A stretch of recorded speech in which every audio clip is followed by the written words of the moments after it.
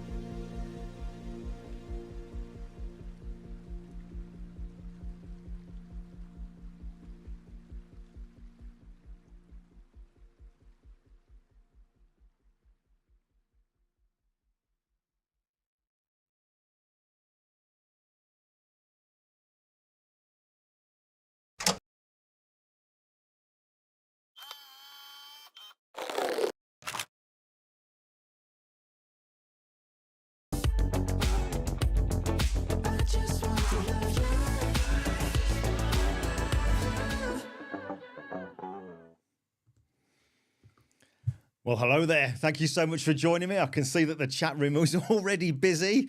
You probably noticed there as well that that ad was kept a little bit shorter than normal. I don't want to waste any time today. I really don't. Been looking forward to this all week, as Dean Irvine said in the chat. I noticed that as well. So yeah, Dean, totally with you there, mate. I was speaking to Uli early on in the week, and we're going through some of his images. I've put his slideshow together. It is just mind-blowing stuff. It really, really is.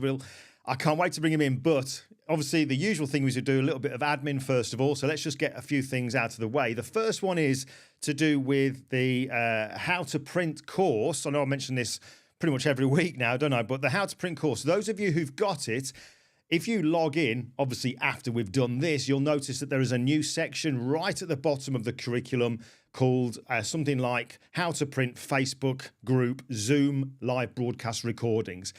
Last couple of days, I've done a couple of lives for the group on Facebook. That's now been recorded, edited, and I've dropped that into the actual curriculum. So that's what I'm going to do, because obviously not everybody's on Facebook. What I'm going to do is every time I do a live broadcast for the group who've got the course, I'll drop it in there so nobody misses out on it. And there's also an accompanying text file saying what we go through in that particular conversation. Something else to mention about as well is this coming Tuesday, which is the 1st of October, already the 1st of October, I'll be doing a live at 7 p.m. UK Tuesday, announcing something. I can't say more than that, other than that there will be a special guest from the USA joining me for a few minutes. And it's only going to be a short live, maybe 20 to 30 minutes. But if you're into photography, which I guess you are, and Photoshop and stuff like that, you might want to tune in. So that was one thing there. Oh, yes. Today, I've been doing a photo shoot today, going back. You remember those of you who tuned in a few weeks ago when I was speaking to Renee Robin? And obviously tonight as well has given me the motivation to do it. I've started a new Viking series, and today was the first photo shoot. And for no reason other than it's just a bit of fun, I wanted to quickly show you this.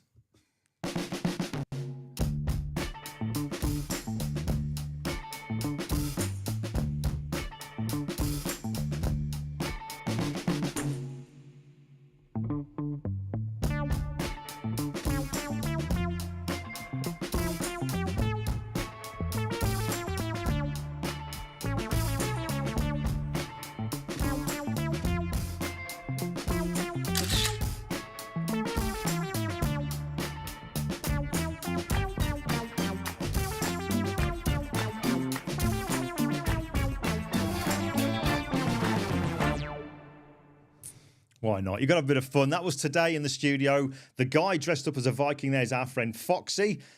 So now I'm going to be working on my first composite, which I haven't done any for years. And I'm really excited to get back into it because obviously technology, Photoshop, other things have changed quite a lot since I last did them. So I'm really looking forward to that. Last couple of things to mention then was to do with affiliate, actually. I mentioned to the people on the Facebook group yesterday when I was doing that live that I've now on my main website, if you go to the home page, you'll notice there's a new section there talking about being an affiliate. And all that is, I've set up the facility there for people who very kindly recommend the courses that I've got available at the moment. I've set it up so that when you recommend it and then somebody does actually enroll in a course, you make money on it as well. They don't pay any more for it, but you get a share of what I would ordinarily earn from people joining the courses. So you get 30%. I know Anthony, who's joined us tonight, he did that for the How to Print course. He did a reel for it. Somebody noticed it. They enrolled in the course and he earned £28. And it's just, for me, that feels fantastic to know that people who recommend it also get, some kind of like a reward for it as well. So I just wanted to let you know about that. But that's it. That's all the admin. I want to bring Uli in to have a chat with him. But before I do, obviously I've done a slideshow and I feel nervous about this one. I just feel nervous. There's a little bit of pressure there because when you see the images, I just really hope that he feels I've done them justice as much as I can. So we'll play this. I'm going to watch Uli out the corner of my eye. I can see him on a little screen here. I'll try not to read his body language too much to see if he likes it. But we'll play this now, then we'll bring Uli in. So this is the promo that I've created for the incredible Uli Staiger.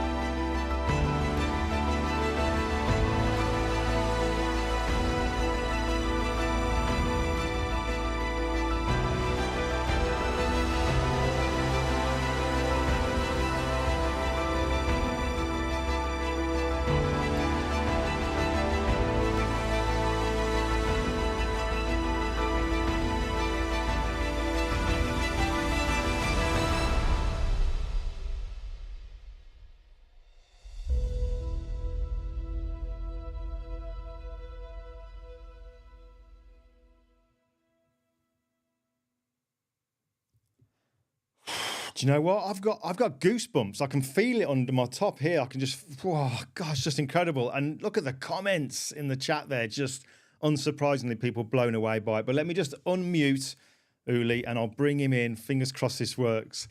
Uli, can you hear me? Ah! Okay, that was a bad joke. I'm sorry about that. I'm really sorry. Dear. Yes, I can hear Oh, you. dear. And thank you for the wonderful show, because it's the first time I saw it with that music and in this way. You did it. Thank you very much, Glenn. No, you're welcome. It's something that I love to do every week. And, you know, there are certain ones that I just really, really get into, and you just suddenly find the music that just seems to fit. Do you know what I mean? Within a few minutes, you think, oh, that just works. And I've watched that so many times. But I mean, you can see there where, you know, from the view that you've got there, Uli, you can see comments coming in that people are just loving it, absolutely loving it. Probably. Oh yeah, no. I see. Oh, that's a comment. Okay. Oh, that's great. Thank you very much. Lots of comments. Lots of comments right now on the comments. So thanks. Yeah, sure. Well, we got one from Dal's photography here. I want to watch it again. Dal's, don't worry. We will be playing this at the very, very end when we say goodbye to Uli. But Uli, before we kick off, I just want to mention a couple of things here. There's a guy in the chat room, one of my closest friends, Ian Munro, who you have met. And Ian's put here, I met Uli. There you go. Ian. Good to see you. Hi. So he is watching, and obviously, which is great. We're talking about you today, and we've obviously known each other for quite a while. And I wonder if you remember this picture from 𝐓𝐡𝐞 𝐁𝐞. Do you remember that? I tried to forget it, but it's still there. Well, that's Olaf, Glenn, Calvin. Thank you. Where did you have this? Where did you get that from? You photographed that. it. I found it. I found it hidden away. Like you, I tried to forget it, but I did find it and stumbled across it. But listen, I know obviously that you've been away working in Vienna the last couple of days or so. So you've been busy. So we really do appreciate you taking the time out to do this. To go through some of the stuff, because I wanted to have you on here for a long time, and I was like, should I ask him? Shouldn't I ask him? And when I did, straight away from you, it was like a yes, absolutely, yeah, we can do that, no problem. So wonderful. Listen, we're gonna. You're obviously gonna. You've very kindly said that you're going to share your screen as well at some point. But Uli, before we get into things, one thing I do every week, and I didn't warn you about this, but it's not difficult. What to get us warmed up? I promise you, it's not. I just wanted to ask you, because this will be interesting. I don't know this either. We've never talked about this, but give me a potted history, a short history of what got you to doing what you're doing now. How did that all come about? You know, from when you know, is it something that you wanted to do from when you left school, or did things happen in a different kind of way for you? So how did you end up doing what you're doing? That's a good question. It's good that you didn't warn me about it, because well, there was when I was, I don't know, 12, 13, 14, there was a series in the German TV which is called Der Doktor und das liebe Vieh. You won't know this, but it was an English series about two guys who were veterinarians.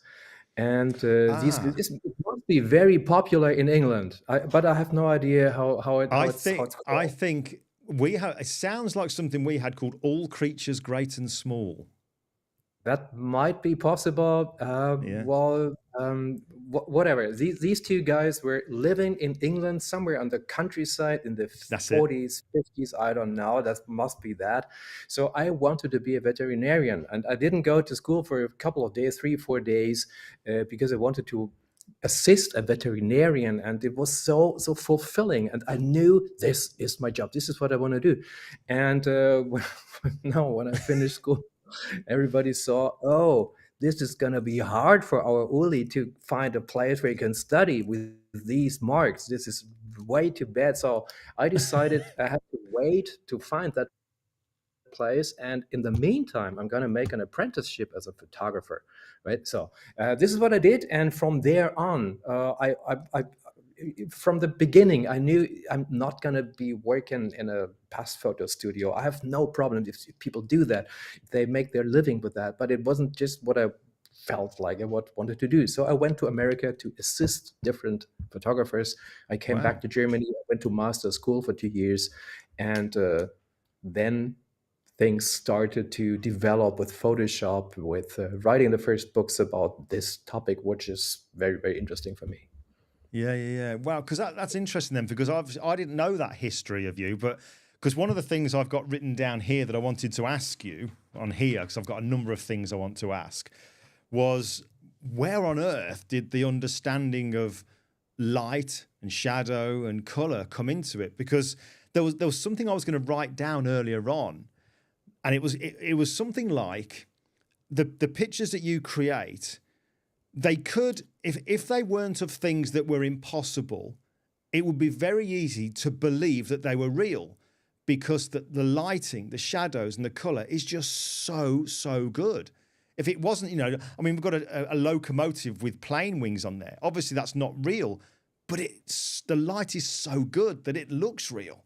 And that's what I wanted to know. Where on earth did that knowledge of light and shadow come from? But well, as you probably know, when you start taking pictures, you want to be a photographer, the first 10,000 pictures you do are the worst, right? So the start is always hard.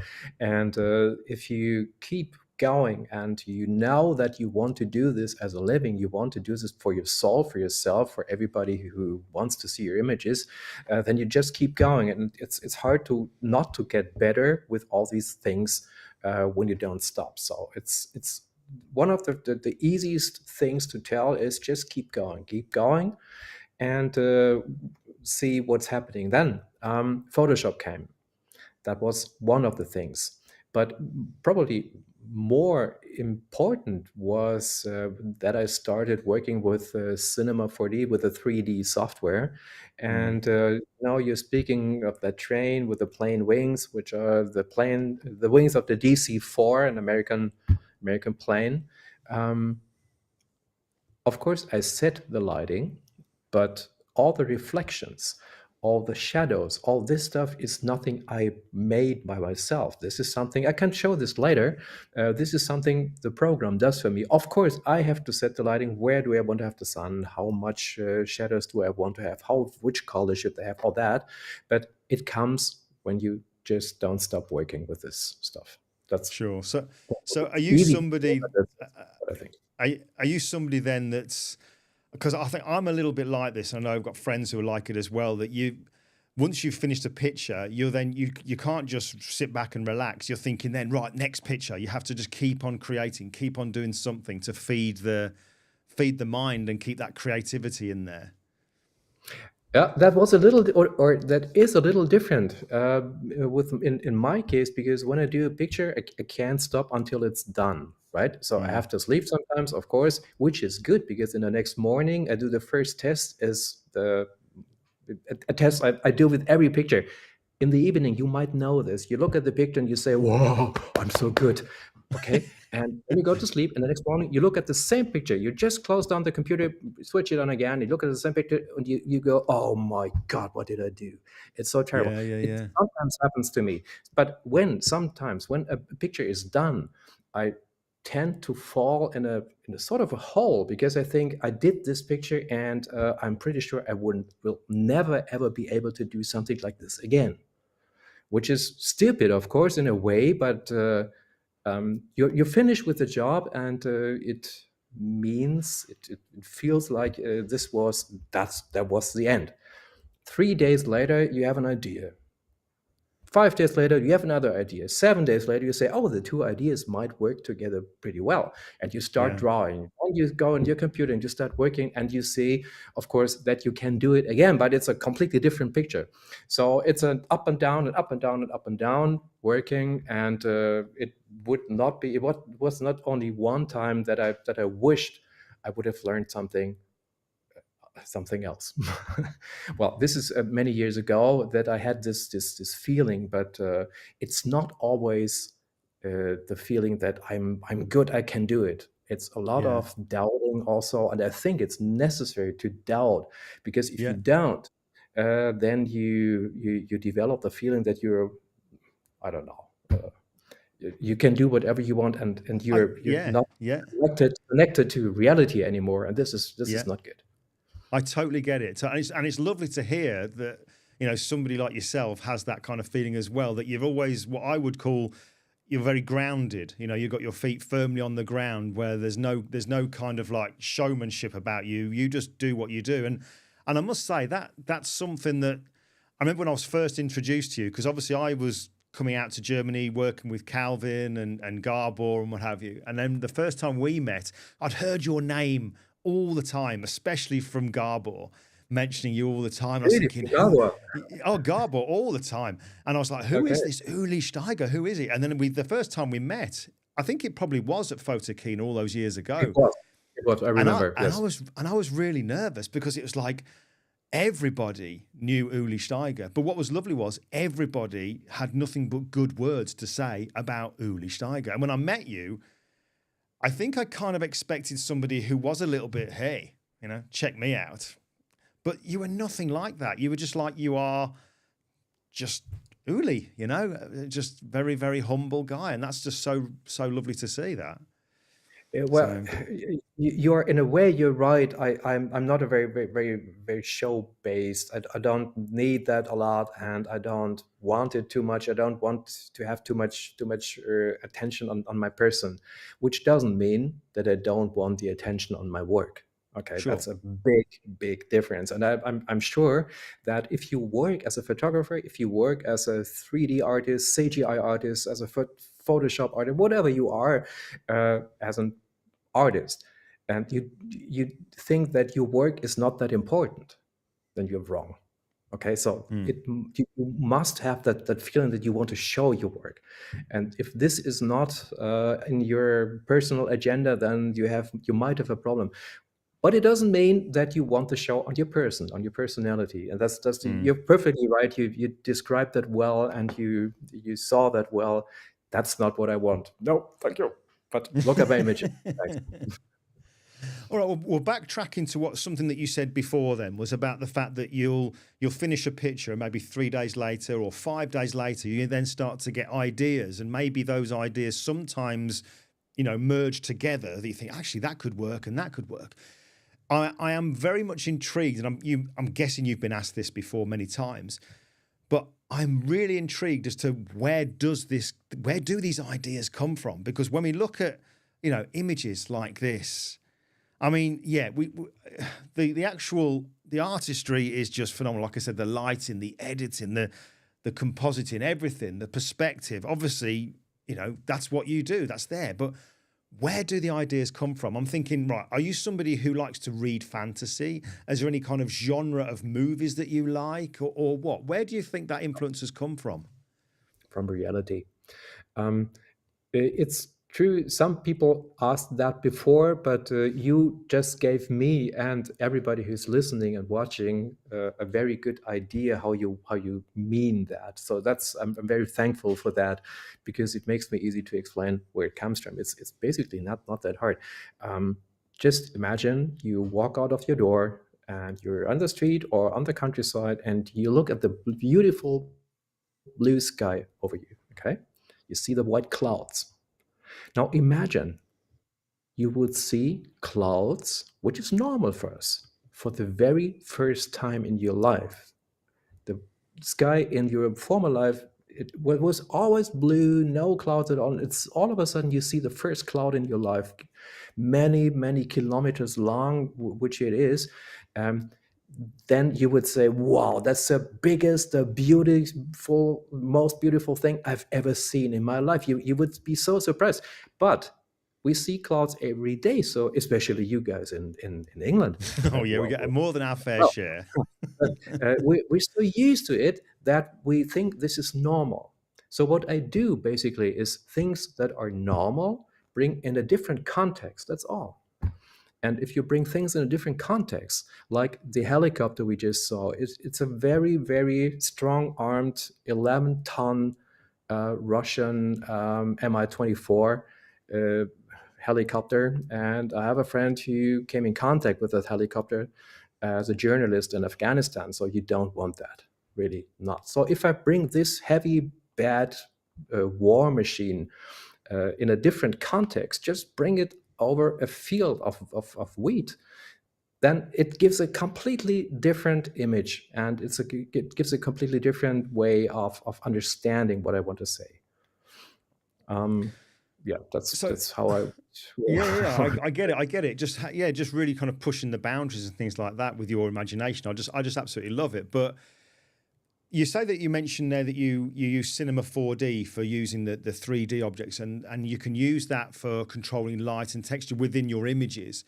But when it comes not to the helicopter image, as we just saw, this is really just Photoshop. So, right, okay. So there's some pictures with Cinema 4D, some without. So, but actually, as soon as you mentioned Photoshop, then where did you learn the skills of Photoshop? Because obviously it's such a big program, and sometimes we open it up and we're like, where do I start?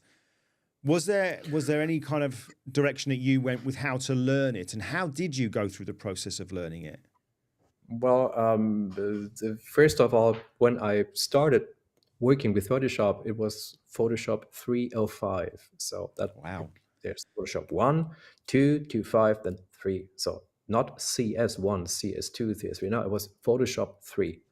So it was a lot easier.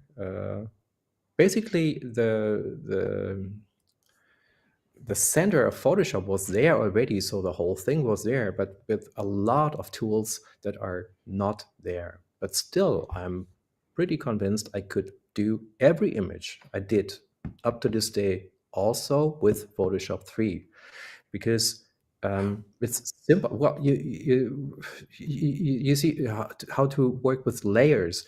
If you think of a layer as a piece of glass where you paint on it and you put glass on glass and glass and glass, that's how layers work. And when you then also know how masks work, then you're pretty much there what Photoshop is. Also, if you look at some of the icons of Photoshop, for instance, the icon for dodging and burning. Dodge is this. This is what you do in the darkroom when you dodge. No, I'm sorry, that's burning. When you burn when you burn parts of your image because you want more light on the positive paper. This is what you do. Or dodging is that little piece of cardboard on a piece of on a stick, which is usually you take a piece of wood or metal or whatever. So what I want to say is that Photoshop is made for people that spend some time in the black and white lab, and I was living in the black and white lab. So it was there. It was just the place I wanted to be, and I wanted to bring my negatives to life. So this is what I wanted to do. So Photoshop was the next step. So as long as you can use a mouse and you know how to switch on and off a computer, Photoshop is not that hard to learn. Of course, all the tools and all the I don't know the English expressions anymore. All that stuff and there. That takes a while, but you can compare it to chess. To learn chess, to know how these little figures walk, like the front ones, it's just one step. They can walk. The king can walk wherever he wants to go. The queen almost as well, and so on. That's not hard to learn. This is something you learn in an hour. But to play like a master, it takes you a lifetime. Yes. So and that's the same with Photoshop. To work with it is possible, but to bring it to a good way, it takes many years. Well, talking of mastering Photoshop, then let's just take a short moment to show one of the videos that you sent over, one of the speed retouching videos. And this is, I must say, out of all the images you sent me, this is definitely one of my favorites because I just love the concept behind it. So obviously I mentioned to you that I've changed the music. I've had to change the music, and that's purely because of not wanting YouTube to silence it when the recording goes up. So I hope you like the music that I've put to it. But folks, I'm going to just play you this speed retouching video now that Uli's put together. And it's from an image that you might have seen in the slideshow there where the lady is doing the sewing. And the video that Uli sent over is to show the process of that picture being made. So this is just incredible. Sit back, relax, and watch this.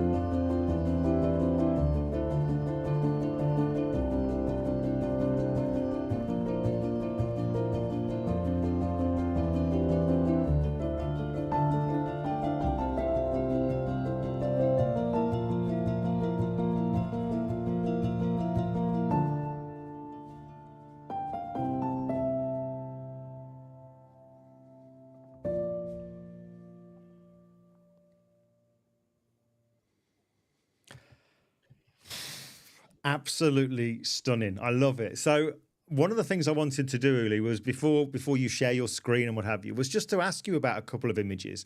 And that is one of the ones I wanted to ask you about. So I wanted to ask you, where did the idea for that come from? Where was the inspiration for that? And what was the intention for it? Well, the idea, I start with the technical part of it because some of my images also exist because I learned a technique and I knew I could do this and this and that with that. And for this special image, I had somebody asking me, because I get many mails, people asking me, how can I do this? How can I do that? And this guy asked me, he wanted to do a big place somewhere outdoors, and this should look like fabric. But the fabric itself should look like stones, like we see that here.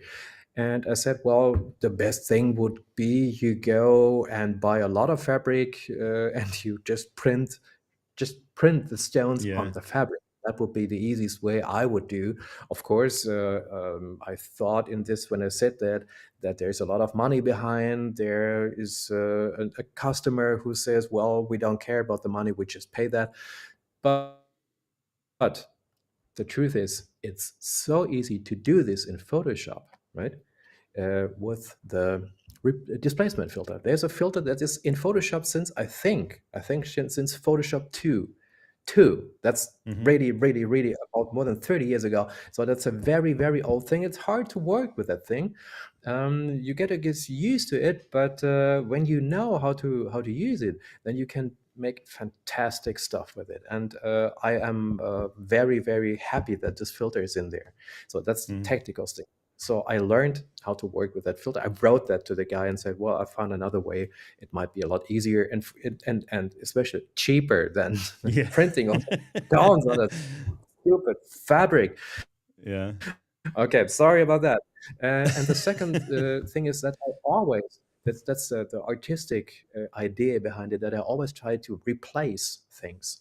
I replace asphalt, street against water. I try to well, replace functionalities, as you see with that train with the wings. Of course, a train can't fly. It is so incredibly heavy. It might maybe work, but this one weighs more than 60 tons. So it might have been hard, and doesn't it doesn't look like something you really want to do. But when people understand the different functionalities in one image, it makes click in the brain, and this is how my images work. And this is also the idea when I put it, no, that's the idea behind the street work, sewing work we just saw. I just love the mood, the atmosphere, the whole idea is just so.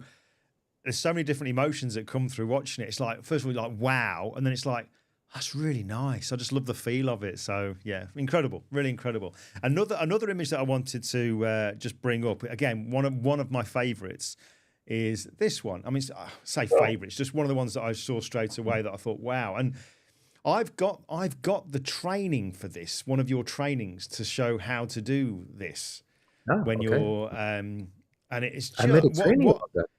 Yeah, I've got some. There's something. In fact, no. Hold on a second. I've got your trainings, but I've watched the video where you're doing the dodging and burning on the road, and that's the thing that I wanted to show people, because obviously here, when we look at this and we've got the way the way they've made it have that kind of ripple effect.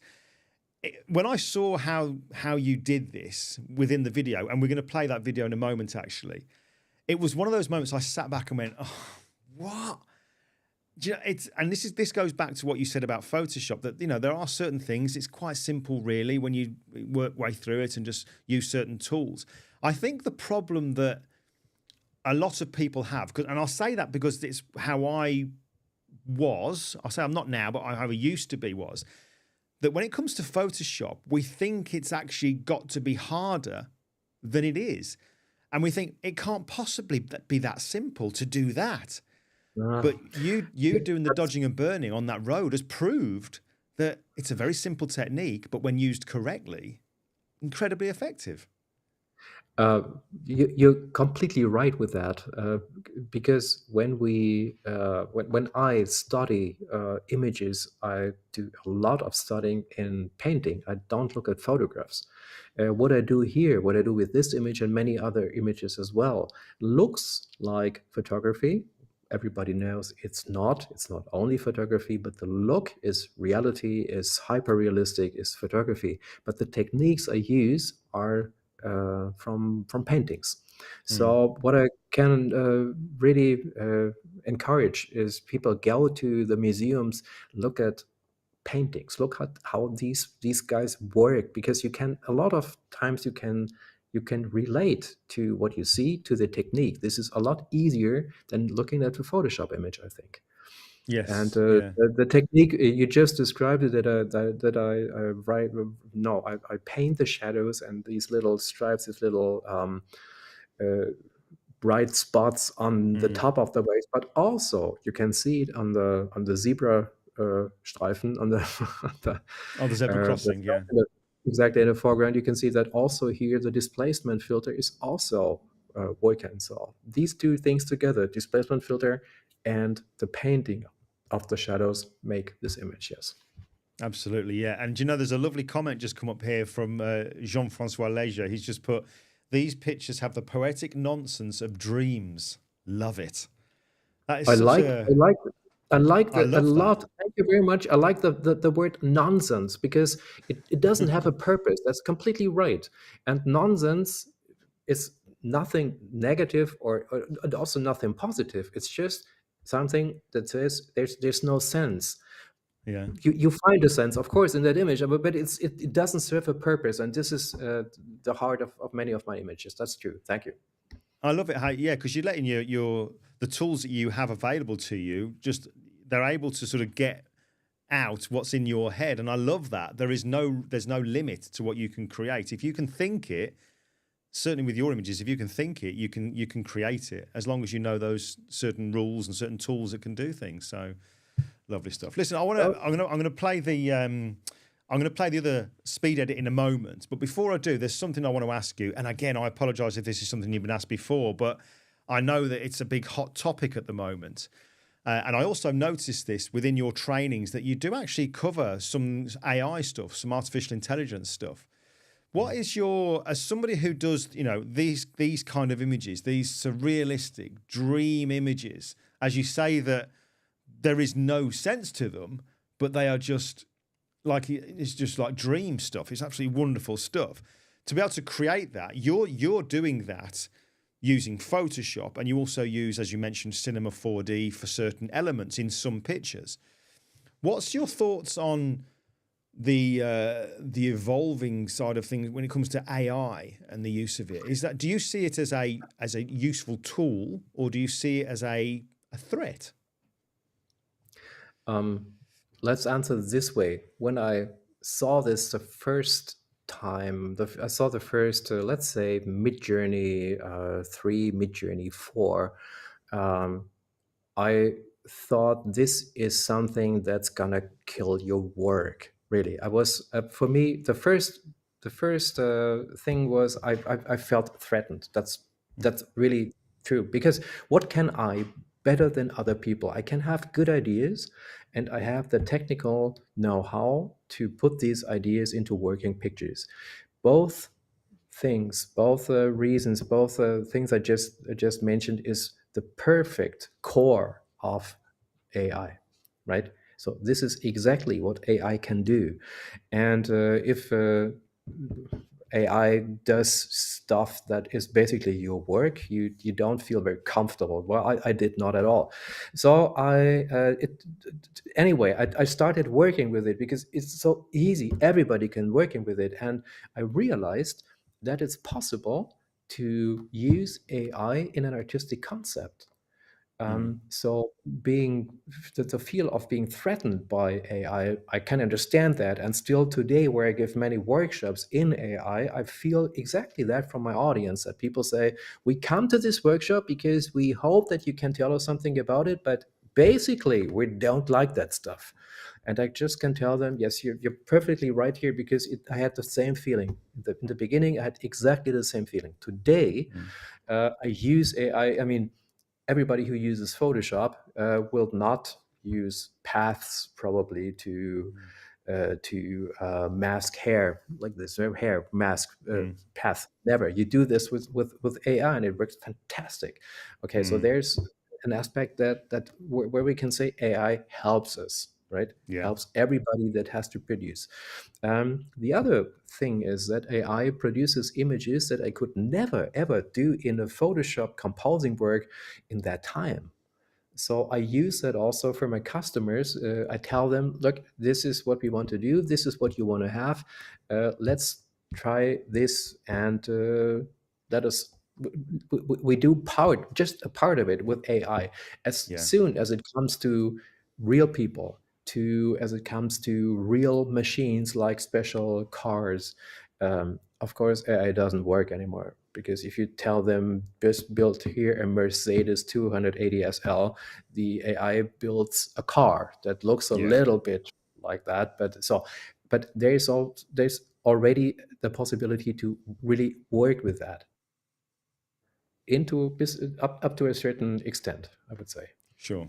Okay, cool. So it's more a case of just nothing I was embrace it. wishing for. I was hoping. I'm sorry. It's not nothing I was hoping. Oh, I hope AI will help me in my job. Please, no, not at all, not at all. So it was a hard time. It was over a year of work to get used to it, to work with it, to know how to build, and not only prompt, but to impose my imagination to the AI, and not the other way around. It took a while. Interesting. Okay.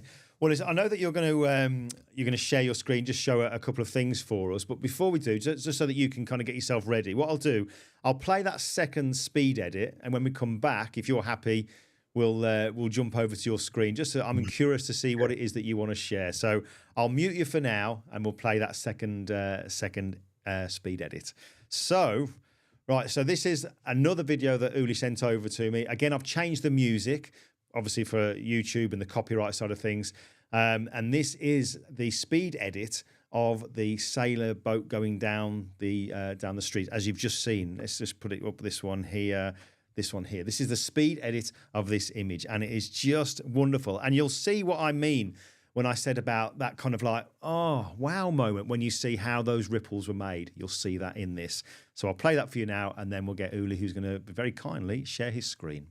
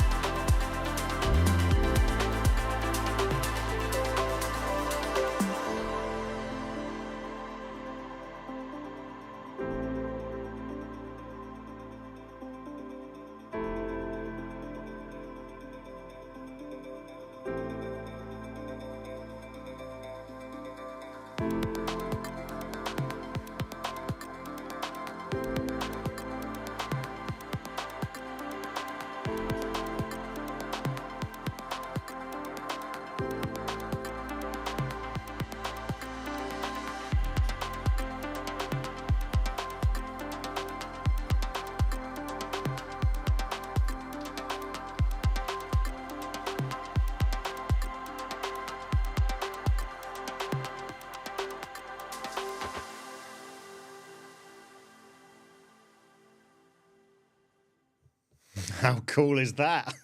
I love it.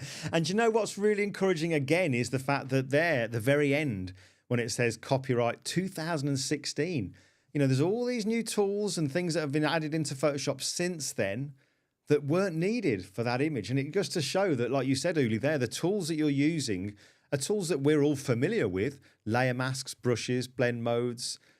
It's all there. It's just wonderful to see how it's all. This is where the skill is. It's yes, there's the skill in using the Photoshop, but it's here.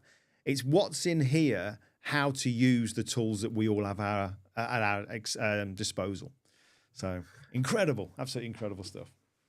Yeah, that's really that's what do you say is I see all these tools coming into Photoshop, and I can understand that some people might use them really, they might good for them, but the core of Photoshop didn't change in 25 years, since 30 years, almost from the beginning. It was these things you really need were there.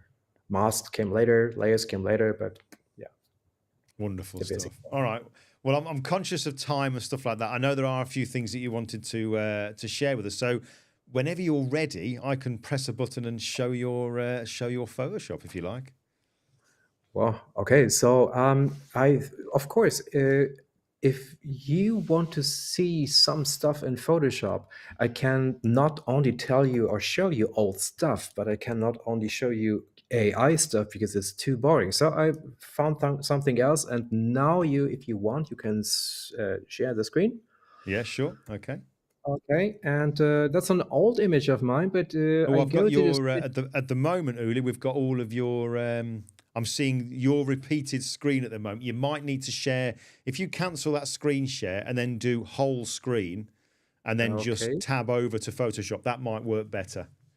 I have mute and hang up now. Where can I stop share? I can stop share the screen. Is that what you want? No. Yeah, because I don't. At the moment, it looks like you're just sharing a window as opposed to the whole screen. All right. There was a button before when we were testing, which is not there anymore. Well, we can improvise here. If you want to hang up and then come back in, and we can do it again. And in the meantime, I'm just going to play you some of your pictures. How does that sound? That's what we do. Okay. Bye-bye. All right, so let's just dive through these here. So this is the thing about working live. Oh, there we go. He's already back. Here we go. All right. So here I'm back. And I share the screen right now, and this is probably what we should see now. Is that working? There we go. Right. Okay. So if I assign that to guest 2, and I'm going to dive right over now. There you go. We have the technology. It's not really. I admit it's not a very appealing image, but I want to show you something. Why it's still very important and very good if you know a little bit more about Photoshop than just the AI stuff and the new stuff. There are so many old works and old tools in Photoshop that it's just amazing. So if we want to mask this, I'll show you what I mean, because we have in the background my kitchen. It wasn't clean, so I didn't photograph it in focus. So we have my kitchen in the background and this in the foreground. And when I want to mask this, of course, we go here, easy. We go to the object. Oh, I'm sorry, this is just a German Photoshop. I know how to put it on English, but then I would not have known how to do this all. You might, sorry, folks, sorry, boys and girls. I hope you can see the icon. So object also has an object choosing tool, maybe something like that. Selection tool, yeah. Selection tool, of course, yeah. I can select either the mixer or the table. I select both. All right, so and have it selected already. And when I want to mask it now, I just go to the mask and poof, masked. But everybody sees, oops, the transparency is not masked at all. And the AI doesn't do that. The AI says this is not transparent, which is stupid. And it might be that in 2 years, 3 years, 5 years, 1 year, I have no idea, maybe this is working, but today you still need another tool. You have the eraser tool. Everybody knows the eraser tool. Of course, I can now click on my image and just erase just like that, but it's not transparency, right? So what we have to find is the brother of the eraser tool is the background eraser.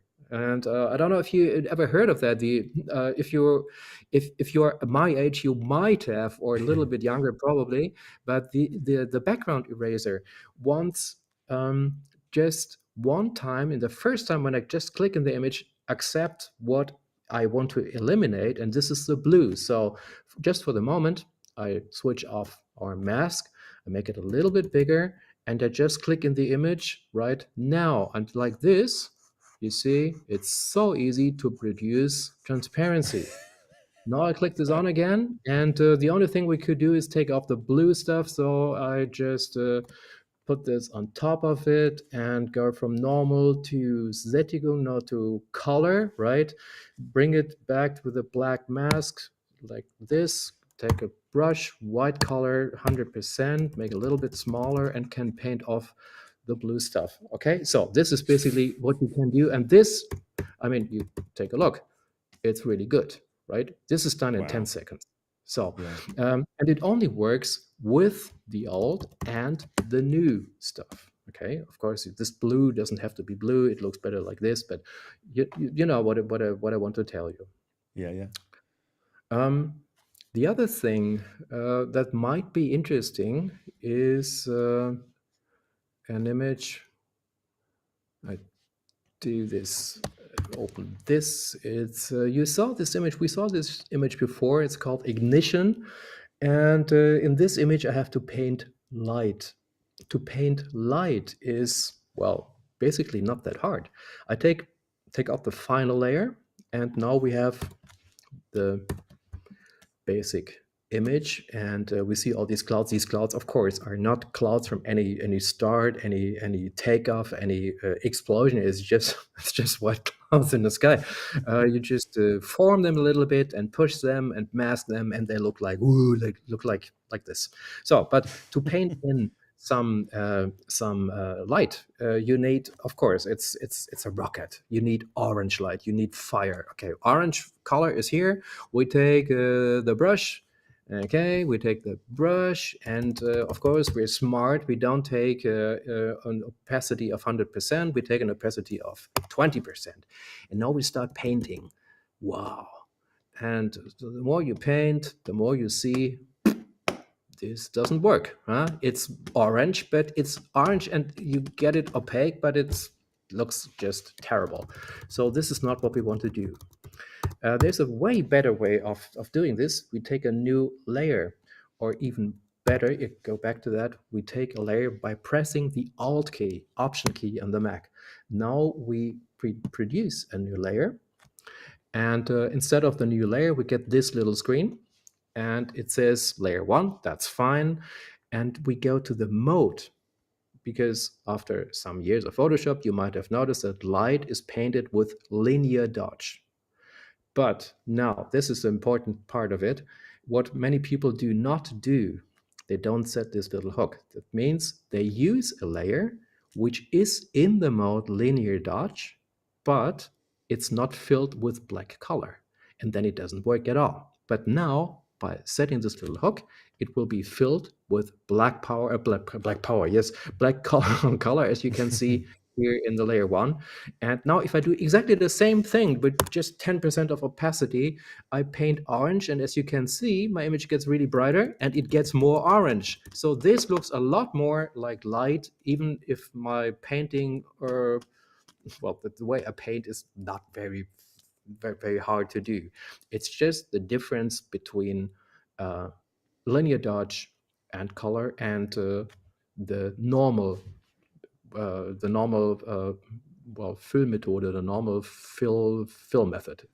Yeah. Just to be complete, I want to show you how this works without the black color. We go to linear dodge. Just for a second there, Yes. Uli. For some bizarre reason, we can't see your layers panel. It seems to be. It's like it's invisible. I don't know where that is. Is it here? No. No. What? Weird. Yeah. I thought you had a special version of Photoshop there. I was thinking, hold on a second, that's the secret.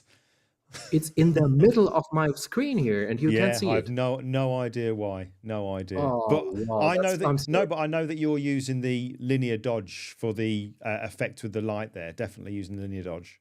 blend mode. That's too bad, because yes, I could describe this now, but that's not a very smart way to solve this. I'm very sorry. I have it right here in the middle of my screen. I just unlocked it and I'm pushing it from left to right, and you don't see it. Yeah. Okay. Is that better now? No. No. I don't know. I've no idea. Okay. No idea. We can see your toolbar on the left-hand side. We can see your right-hand side with your collapsed menus, but we can't see the actual panels for some reason. No. All right, let's repair this. You know that using linear dodge with black color leads to this, well, not this, but leads to this way of painting light. Let's go to another thing I wanted to show you, and I hope everything will be visible. We mentioned before the 3D program Cinema 4D I'm using. Yes. And maybe I don't expect any photographer or graphic designer or designer at all to use a 3D program, because 3D programs are usually, well, you have to do some work and you have to learn a lot, but the possibilities are just outstanding. I mean, this is a car which usually doesn't cost more than something like 10 bucks, 10 euros. Maybe that's not far from $10 or... Uli, sorry, Uli, are you showing, because at the moment we can still see your Photoshop? No. Yeah, I think you might be showing, like Brian Matthias said, you might be showing Photoshop only and not entire desktop. I stop the sharing. Okay. Yeah, I reckon so. I go and try again, and now I hope you see Cinema 4D. Oh, there we go. Yes, right. So let me go. There you go. Very sorry for that. Perfect. Brilliant. Okay, so now we see that car. That car cost around, I guess, $10, maybe $12. Okay, it doesn't look very fancy, but it can be, because it's not rendered yet, and rendering is one of these things that many people say, oh, rendering takes a lot of time. Yes, it did, but it doesn't do anymore. So when I want to bring this to life, I first of all need a floor.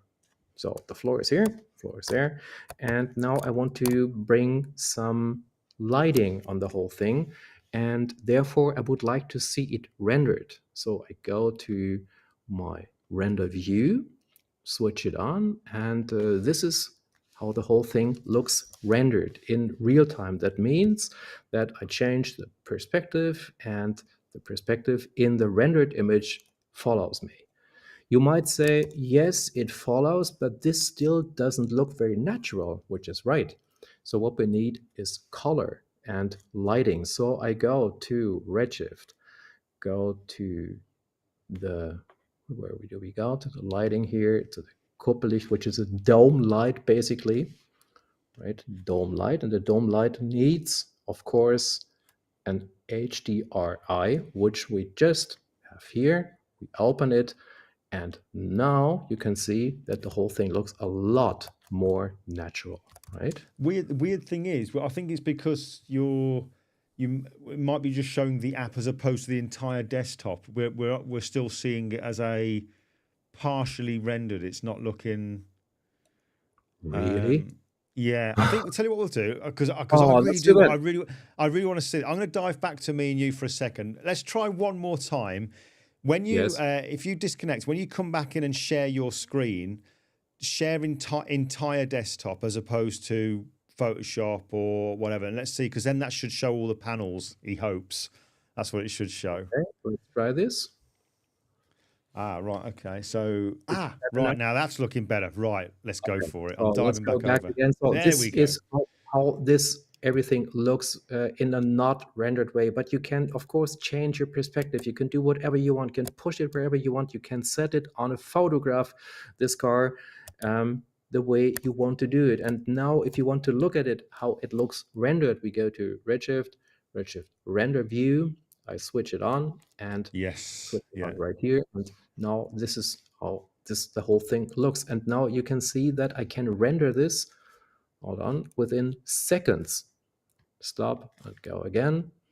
within seconds in a way that is really fantastic. It's getting better and better, and after 2 minutes there's no grain, nothing anymore. So this is what helps me a lot to produce and to build, to model objects that I can't photograph because they don't exist. Of course, a car like this exists, but spaceships or towers that are built as rockets, of course, these do not exist. So I have to build them myself. And this is the reason why I work with Cinema 4D and combine it with Photoshop.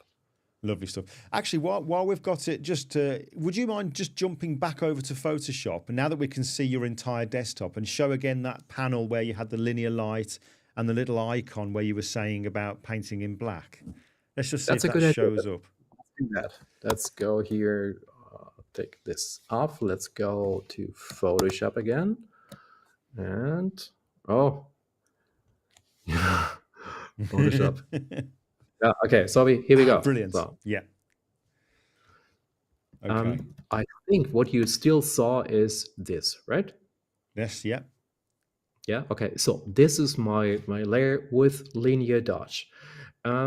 And the reason I thought this might be a good idea to show this tonight is that many people, many Photoshoppers use different fill methods. Like here, all these fill methods, everybody knows that. But not everybody uses the fill color, which goes along with the fill method. And this is the reason I show this again when we just look at that. I don't click on a new layer. That just produces a new layer. I hold down the Alt key or the Option key on the Mac, hold it down, then click on this little plus, get this dialog, new layer, it says, and I say, yes, we call it light, wonderful, and we go to the fill method, linear dodge, and now you just press this little hook, because then you have the perfect matching color for linear light. This is either black, it's middle gray, or it's white. And in this case, linear dodge works with black, and it doesn't work with nothing. It doesn't work with an empty layer. It needs that black. So I say, okay, go to 10% opacity, and now I can start painting my lighting, and it looks like light. Okay. Brilliant. Yeah. So you can overexpose it if you want, but you see, it's really it goes in that light direction. It doesn't make it somehow orange, or it looks like somebody poured orange juice over it. No, it looks like light, and this is done by linear dodge together with the black background. Fantastic. All right, brilliant. Let's dive back to me and you then now. Let's jump back over to Chrome. Wonderful. There we go. Cool. Wow. I'm glad we got there, because I was desperately thinking, what am I missing? What am I missing? But little tick there. Wonderful. That's Cinema 4D, though. That is that. I mean, how is that not a real car? It's just incredible. On that note, do you know about the? I know it's all kind of hush hush. Have you heard of Project Seashell? Project Seashell sounds like like something they made in the 70s. No, I didn't. I'm sorry. I'll be really intrigued to see what you think of it. But there's a new thing coming out in 2 weeks' time. It's being announced at Max, but it's basically a new 3D thing within Photoshop, within the Adobe apps. It's not as advanced as Cinema 4D, nowhere near as advanced as but very, very clever in the fact that people are going to be able, well, I can't reveal too much, but let's just say that it does use text prompts for things. It's just incredible. So I'm going to give you a shout in a couple of weeks maybe and say, have you seen it? What do you think? Because it does look really, really clever.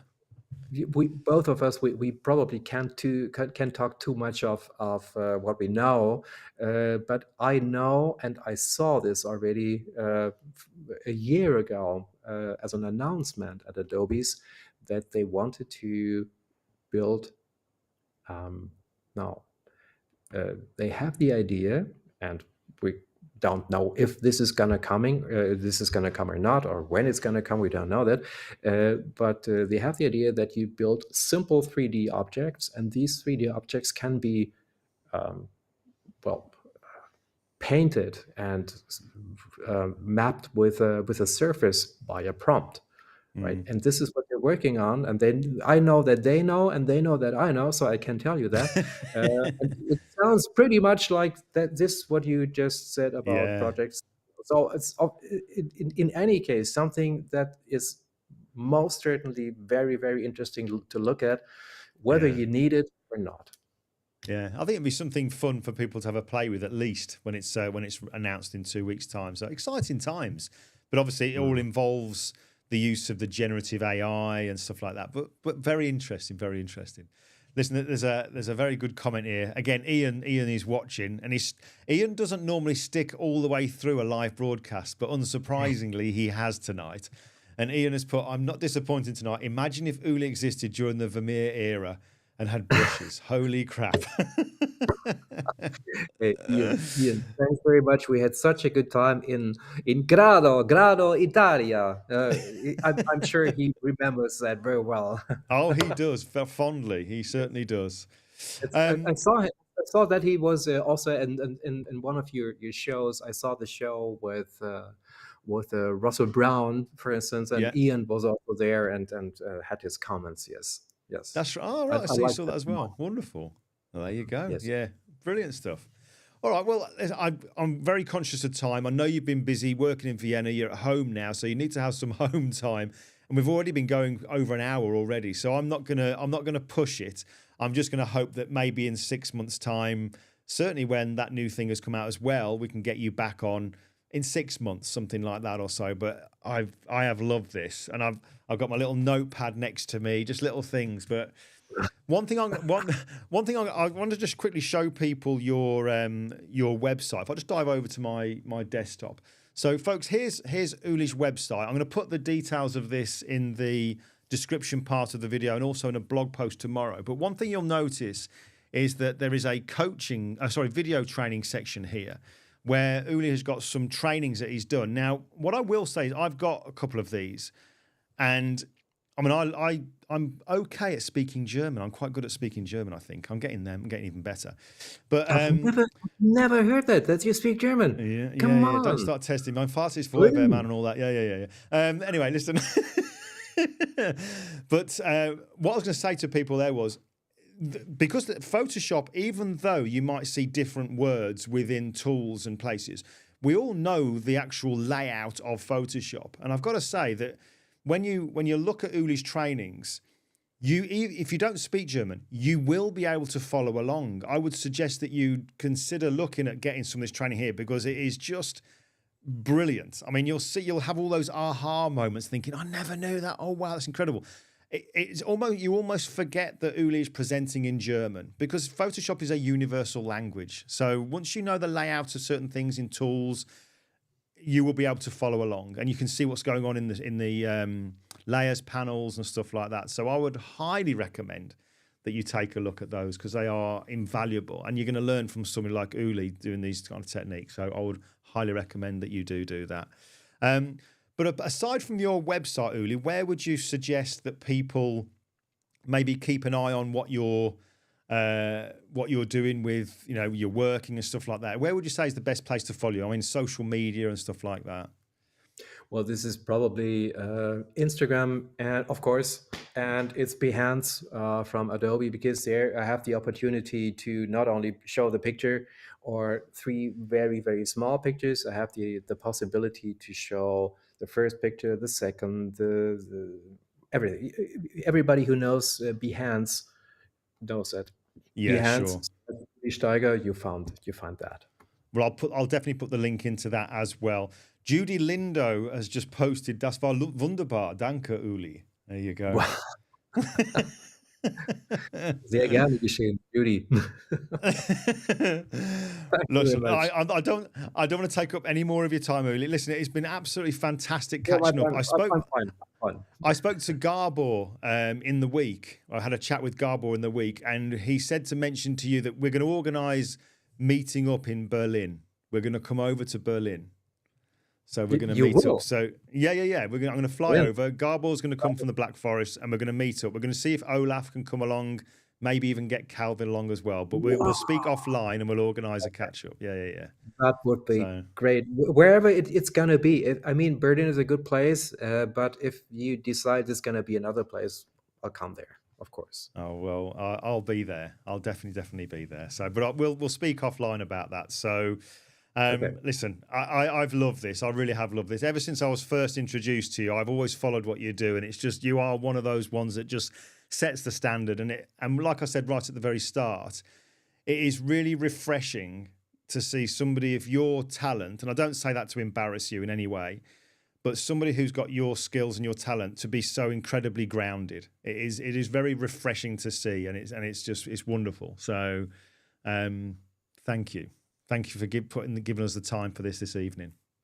You're so welcome, and thank you to give me the opportunity to show my images here, and that you did that great job with the slideshow. I was impressed very much. Thank you very much, Glenn. Well, I'm gonna play that again on the way out. I'm just gonna close this down now, Uli, but don't disappear. You'll see a few things happening on the screen. It'll go black at the end, but don't disappear, because I'll quickly grab you for a quick chat before we go. But from everybody, from what was a very busy chat room, that all of a sudden became very quiet. And I know why, because somebody said, we're just watching. We want to watch. That's why there wasn't much else going on in there. So everybody's thoroughly enjoyed it. I can see that. So from me, from them, thank you so much. And I'll see you in the virtual green room in a few moments. Okay. Thank you. And bye-bye, everybody. Wow. Okay. And I didn't mute him before he said it. I always press that too soon, don't I? But no. Wow. Just incredible. I'm really glad that we managed to see those panels as well. But I highly recommend that you do go over to Uli's website. And like I said, even if you don't speak German, if you've got Photoshop, you will be able to follow through with what he's doing as well. And the prices of his training are just, well, crazy not to. Believe me, crazy not to. But I'll put the details in there. Okay, just to wrap things up then, reminders just about the little bit of admin. Those of you who've got the How to Print course, check out the new section, the recordings of the Zooms. They're going to be happening every month at least, unless something new comes out, I'll do a new one. Don't forget, this coming Tuesday, 7 p.m. UK, I'll be online live, same location as what these go out, for a special announcement with a special guest, 7 p.m. UK. And there's also the affiliate thing as well, but that's it. I'm not going to steal any more of Uli's thunder. I'm really not. I'm going to play his promo reel one more time. And then next week, I will see you, because I am back next week, with, I believe it was my first guest, my mate Brian Matias, who's now on the Lightroom team at Adobe. He's got some stuff to share with you and some secret hidden gems in menus by using a certain keystroke. You might find things that are in there that you never knew existed. And also going to show some of his images. And I'm loving, I've never seen many of Brian's images, but today I've been looking through the folder. He's got some really good photography, so I'm looking forward to putting together his slideshow as well. So that's next week, 7 p.m. UK, Brian Matias, but I'm going to play out now with Uli's promo. Massive thanks to my friend Uli, and bring on Berlin. I cannot wait to be out there. So, folks, thanks for joining me. Thanks for all the great comments coming through, and I shall see you next week.